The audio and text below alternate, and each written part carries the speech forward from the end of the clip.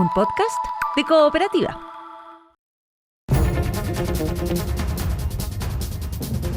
El diario Cooperativa en esta primera edición de día miércoles 13 de mayo con la mesa de reporteros y reporteras de las 8 de la mañana junto a Verónica Franco, con Paula Molina. A esta hora vamos a sumar a la conversación la mirada respecto del proyecto de reconstrucción del Ejecutivo de la directora del Instituto de Economía de la Universidad Católica, la profesora Claudia Martínez. ¿Cómo está, Claudia? Buen día.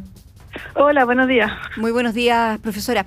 Usted ha dicho que crecer más es fundamental para Chile y que la rebaja del impuesto corporativo va en la dirección correcta dentro de la mega reforma, ¿no? Pero también ha advertido riesgos fuertes de recaudación. ¿Dónde está el límite entonces entre una apuesta pro crecimiento que sea razonable y una apuesta fiscal demasiado riesgosa? O dicho de otra manera, ¿se puede hacer una reforma pro crecimiento sin asumir un riesgo fiscal muy grande? Sí, se puede.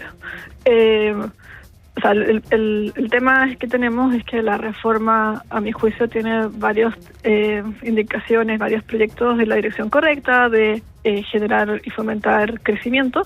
Sin embargo, el efecto en el crecimiento depende de que efectivamente estas rebajas de impuestos, estas facilitaciones no tengan efectos negativos. Entonces, yo diría como por un lado, para que tenga efecto en el crecimiento, es importante que vaya con una consolidación fiscal, y por otro lado, esto sí es posible de hacerse, ya que hay dos caminos. Por un lado, disminuyendo gasto fiscal o bien aumentando otros impuestos. Quizá un tercer camino es matizando o focalizando las distintas iniciativas que tiene este proyecto de ley. El gobierno, Claudia, sostiene que la baja de impuestos va a aumentar la inversión, el crecimiento, la recaudación. El Consejo Fiscal Autónomo, lo escuchábamos la semana pasada, advierte que esos beneficios son más inciertos y más lentos que los costos. ¿Qué tan prudente es financiar una reforma con crecimiento futuro? Yo creo que en la situación en la que estamos, en la cual tenemos un déficit fiscal en ausencia de este proyecto de ley, no es algo que se podría recomendar hacer, dado también que estamos muy cercanos también al límite que nos hemos autoimpuesto de un 45% de deuda sobre PIB. Por lo tanto, yo creo que en estas circunstancias no es recomendable financiarlo con un eventual efecto de crecimiento, sobre todo porque el efecto del crecimiento es algo que uno espera en general de una disminución de impuestos, pero la magnitud de ese efecto de crecimiento es incierta. Las estimaciones que tenemos son de amplio rango, en algunos casos incluso hay estimaciones que muestran que el efecto puede ser cero. Y esto, una forma de pensarlo, ¿por qué podría ser cero? Es que si, por ejemplo, el mecanismo a través del cual la rebaja de impuestos tiene un efecto en la inversión es que disminuye el costo del capital. Pero si aumenta la tasa de interés producto de que aumentó el déficit fiscal, esa disminución del costo de capital por la baja de impuestos podría haberse compensada por el aumento de la tasa de interés. Entonces, conceptualmente es posible que no haya efecto de crecimiento. En la práctica, en general, sí se da un efecto de crecimiento, pero es importante tener como la cadena clara. O sea, la idea es que baja el impuesto, aumenta la inversión, eso genera crecimiento y eso genera recaudación. Pero en todas esas, en esos pasos hay estimaciones, digamos, y hay alguna incertidumbre cuál va a ser el efecto. Entonces, dado el tema que tenemos ahora, que tenemos un déficit fiscal, que estamos gastando más de lo que recaudamos, apostar a un número en particular, que es lo que se está apostando para recuperar el tema fiscal de aquí al 2031, a mi juicio algo arriesgado. Claro, ese equilibrio parece ser lo complicado. Algunos creen que, por ejemplo, Quirós bastaría que sacara el crédito tributario al empleo para aminorar esa presión, para bajar esa carga.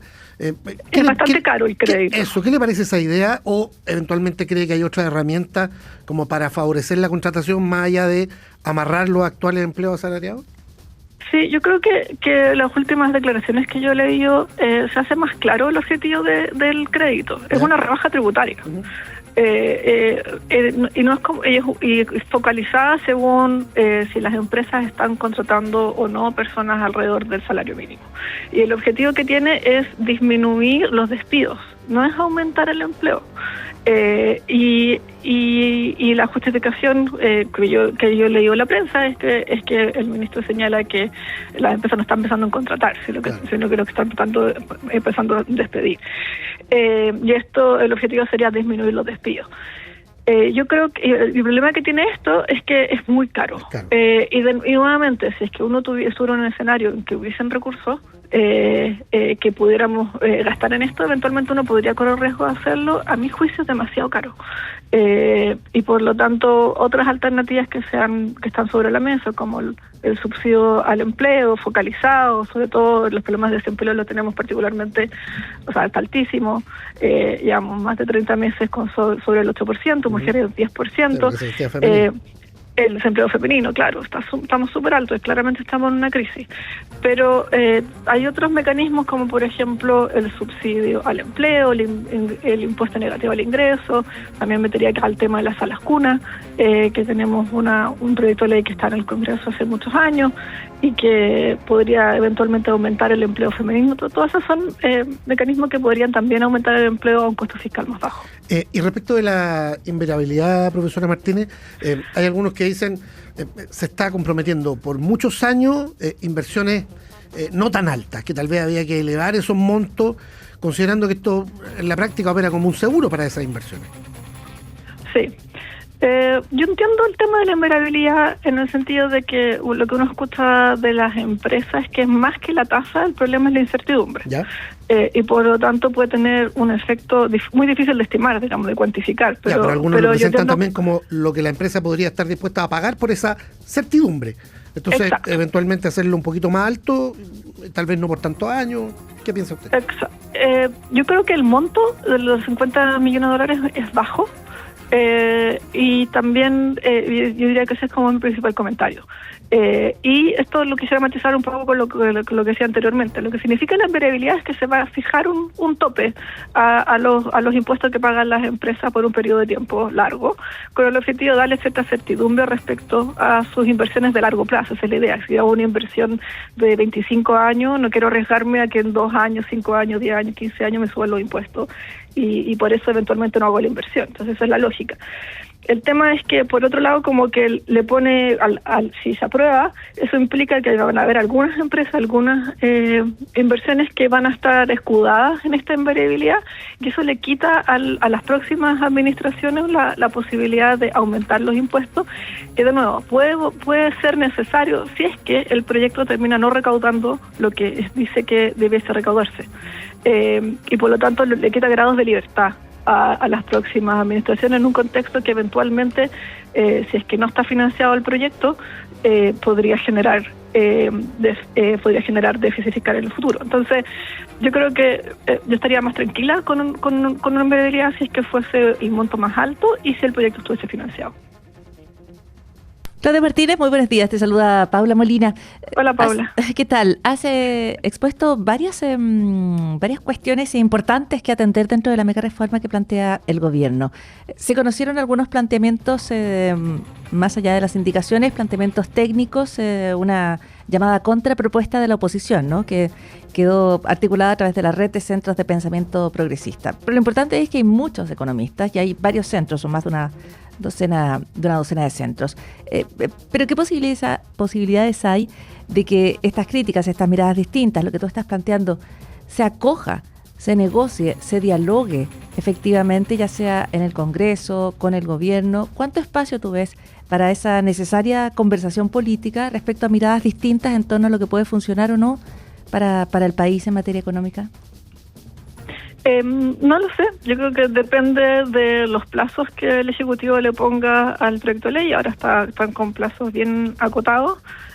Uno entiende los plazos acotados porque hay una necesidad importante de generar crecimiento rápido y de generar empleo rápido. Pero por otro lado están las potenciales mejoras que se le pueden hacer al proyecto de ley. Fundamentalmente, a mi juicio, más bien técnico respecto al financiamiento que este puede tener. Uh-huh.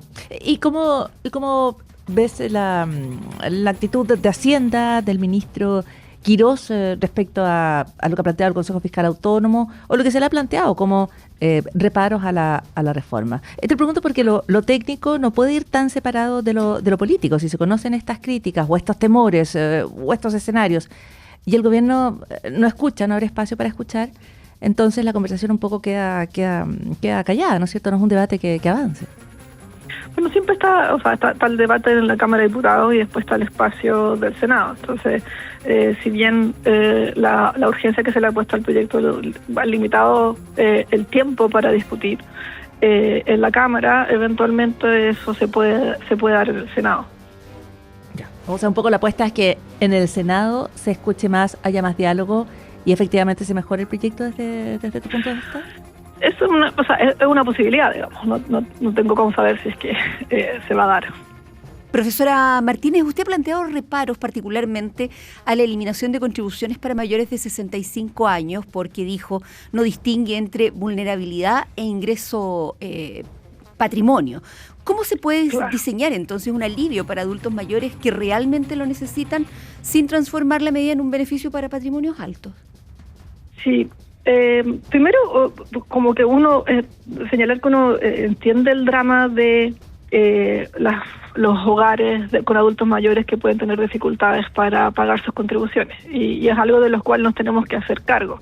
Entonces el problema que tenemos ahí es que eventualmente el adulto mayor puede tener un bajo ingreso, fundamentalmente de pensiones, pero su propiedad por alguna razón puede estar pagando contribuciones altas y incluso pueden aumentar por cosas que no dependen de la persona. Por ejemplo, se construye un metro al lado de mi casa y eso aumenta el valor de mi hogar y eso aumenta las contribuciones. Y entonces el problema es cómo separar quién paga estas contribuciones del ingreso de las personas. Entonces, y esto en un contexto, valga hacer el punto, en que parte importante de los hogares de los adultos mayores no pagan contribuciones. Por lo tanto, es importante entender que lo que uno quisiera es focalizar esto de una forma mejor, de manera tal que los hogares que tienen bajos ingresos sean efectivamente los que tengan algún beneficio. El alcalde de Maipú, profesora, plantea una crítica bien gráfica. Decía, si una persona de alto patrimonio deja de pagar contribuciones porque cumplió 65 años, mientras una familia más joven, con hijos, con deuda hipotecaria, con gastos mensuales altos, tiene que seguir pagándolos, eso nos dice que no está bien focalizada la medida, planteaba él. Entonces, ¿la edad basta como criterio de justicia tributaria? No, claramente no. Y dicho con eso, si uno ve las estadísticas de pobreza, el grupo de los adultos mayores tiene una tasa de pobreza de 17,3% versus en niños y jóvenes alcanza un 25%. Los adultos mayores es el grupo etario donde hay menos pobreza en Chile. Ahora, la pobreza es dramática a cualquier edad y el 17% es alto, pero es importante entender el contexto. Y lo que les decía es que el 74% de las propiedades de los adultos mayores están exentas y además hay un beneficio que hace de reducción de 50 o 100% de las contribuciones para un 12% adicional.